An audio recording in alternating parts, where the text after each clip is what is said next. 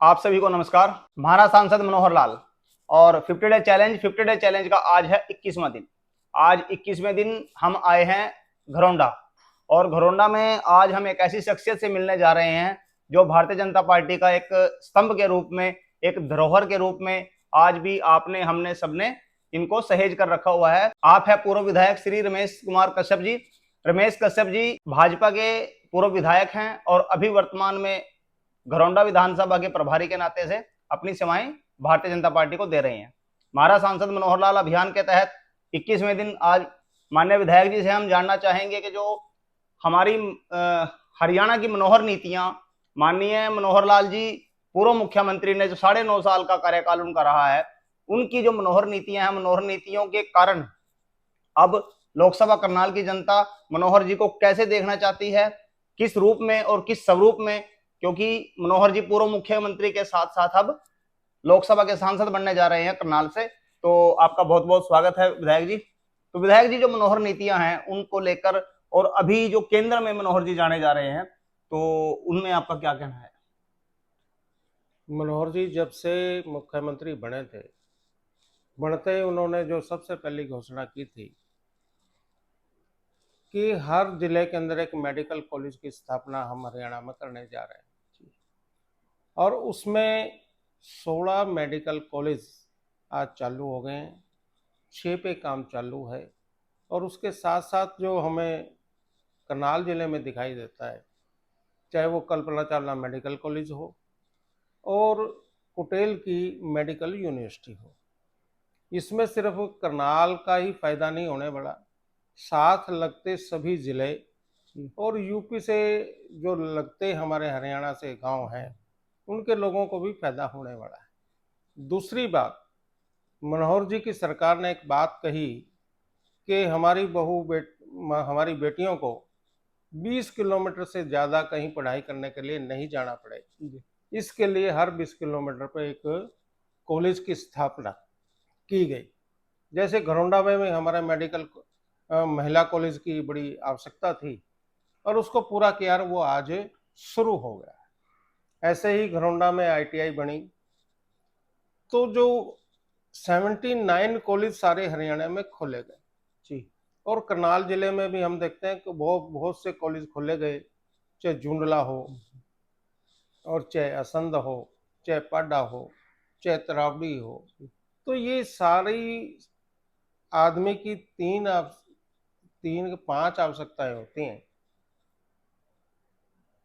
रोजी रोटी, शिक्षा, स्वास्थ्य। तो ये सब पूरी करने का काम हरियाणा की मनोहर सरकार ने किया है। तो इसमें हम देखते हैं कि इस हरियाणा की सरकार ने एक बहुत बड़ा सामाजिक परिवर्तन किया है। युवाओं को जो नौकरी दी गई है वो बिना खर्ची और पर्ची के दी है। जो हमारा युवा पहले शिक्षा से विमुख होता जा रहा था, आज जब से नौकरियां सरकारी मिलनी शुरू हुई हैं, उनके अंदर एक परिवर्तन आया है कि जो शिक्षा के अंदर मेरिट में आएगा वही आगे बढ़ेगा। इसमें हम देखते हैं कि डॉक्टर अंबेडकर ने जो बात कही थी कि शिक्षा वो शेरनी का दूध है, जो पिएगा वही दहाड़ेगा। हरियाणा सरकार ने युवाओं के अंदर एक सामाजिक परिवर्तन किया है, पढ़ाई की तरफ वो बढ़े हैं और उनको इस चीज़ का फायदा हो रहा है। गरीब से गरीब आदमी जो उस पद पे नहीं पहुंचने की सोच भी सकता था, वो आज पहुंच रहा है। तो हरियाणा सरकार ने तो ऐसे ऐसे काम कर दिए जो शायद देश में पहला राज्य है हरियाणा जिसने 24 घंटे बिजली आज दे रहे। हम देखते हैं कि सरकार आने से पहले कहीं 6 घंटे बिजली आती थी, कहीं 8 घंटे बिजली आती थी।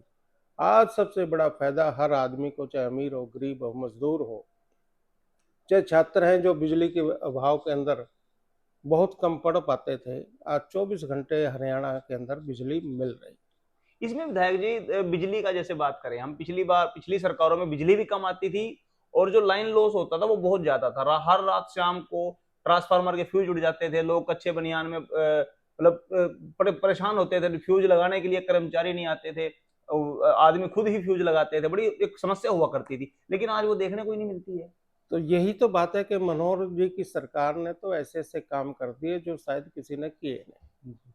आज भी हरियाणा के अंदर जिस पेड़ की उम्र 75 साल होगी उसकी भी पेंशन लगा दी। हाँ जी, हमने अभी 45 नोटिस साल तक जी। जिसकी शादी नहीं हुई उसकी भी पेंशन लगा दी। इस ऐसा काम तो कहीं देश में हुआ ही नहीं। वही छोटी छोटी बातों को लेकर के इन्होंने बहुत काम किया है। गरीबी रेखा से नीचे जिनको आयुष्मान कार्ड मिले थे, जी। केंद्र की आमदनी का आधार था 1,20,000 रुपये और हरियाणा सरकार ने उसको बढ़ा करके 1,80,000 किया। जिसकी आमदनी 1,80,000 रुपये है उसको मुफ्त में आयुष्मान कार्ड मिला। 5 लाख तक की हर साल की सुविधा हेल्थ की इस कार्ड के माध्यम से हरियाणा सरकार दे रही। तो ये ऐसे काम हैं जिसको जनता को डायरेक्ट बेनिफिट दिखाई देता है। आज किसी की भी उम्र 60 साल होते हैं उसको कोई कागज देने की जरूरत नहीं किसी ऑफिस में, उसकी पेंशन अगले साल अगले महीने ही 60 साल पूरे होते ही उसके अकाउंट में आ जाती है। और उज्ज्वला योजना के माध्यम से कोई ऐसा परिवार हरियाणा में नहीं है जिसको के गैस का चूल्हा और सिलेंडर मुफ्त ना मिला। तो इन योजनाओं के माध्यम से जनता को पता भी है, डायरेक्ट बेनिफिट उनको मिला है, तो वो मनोहर जी के बारे में अच्छा विचार करते हैं और कमल के फूल पर वोट देने का मन उनका है। और मनोहर जी जैसा व्यक्तित्व हमारे लोकसभा को मिला है, भारतीय जनता पार्टी ने उनको उम्मीदवार बनाया है। तो हम देखते हैं कि जब से मुख्यमंत्री पद से इस्तीफा देने के बाद आदरणीय नायब सैनी जी को मुख्यमंत्री बनाया और फिर करनाल के विधानसभा से इस्तीफा दिया, देते ही दो काम उन्होंने बहुत जबरदस्त किए। उनका निवास करनाल में था तो पुस्तकालय के लिए भेंट कर दिया। जितनी तनख्वाह 10 साल में मिली मुख्यमंत्री रहते हुए प्रधानमंत्री राहत कोष में उसको दान कर दिया। तो ऐसा व्यक्ति हमारा उम्मीदवार है, तो इससे बढ़िया हमें और क्या चाहिए। जो ऐसा विचार जिनका है वो देश में लोकसभा में जाएंगे तो देश के लिए और हरियाणा के लिए उससे भी अच्छा काम करने का प्रयास करेंगे। जी। ये विश्वास हरियाणा की जनता को। तो माननीय विधायक जी, जैसे आम जन ने एक बात अभी करनाल लोकसभा के अंतर्गत जितने भी गांव या शहर जो भी एरियाज हैं उनके लोगों ने एक बात कही है कि ऐसा महसूस हो रहा है कि मनोहर लाल जी संजय भाटिया जी का रिकॉर्ड तोड़ेंगे। इस बारे में आपका क्या विचार है? ये जनता के मन के अंदर की बात है। हम भी गांव-गांव में जा रहे हैं जी। और उनका यही कहना है कि जितनी वोटों से पिछली बार संजय भाटिया जीते थे उससे ज़्यादा वोटों से जिता करके हम मनोहर लाल जी को लोकसभा में भेजेंगे। तो आज हमारे बीच में हमारे बहुत ही लोकप्रिय पूर्व विधायक रमेश कश्यप जी उपस्थित रहे, जिनसे हमने जाना कि हमारे जो मनोहर नीतियां हरियाणा में मनोहर लाल जी के द्वारा दी गई हैं, आम जन का सहयोग, आम जन का जो विश्वास मनोहर जी में जगह है, और अब हमारे लोकसभा करनाल में एक सांसद के रूप में मनोहर जी आएंगे और हमारा ऐसा मानना है कि मनोहर लाल जी को हम भारी बहुमत से विजय बनाएंगे। और विजय बनाने के बाद ये भी हमारा ऐसा एक मानना है कि मनोहर जी को मोदी कैबिनेट में एक विशेष दर्जा, विशेष सम्मान मिलेगा। मोदी कैबिनेट में मनोहर जी जरूर शामिल होंगे, ऐसा हमारा मानना है।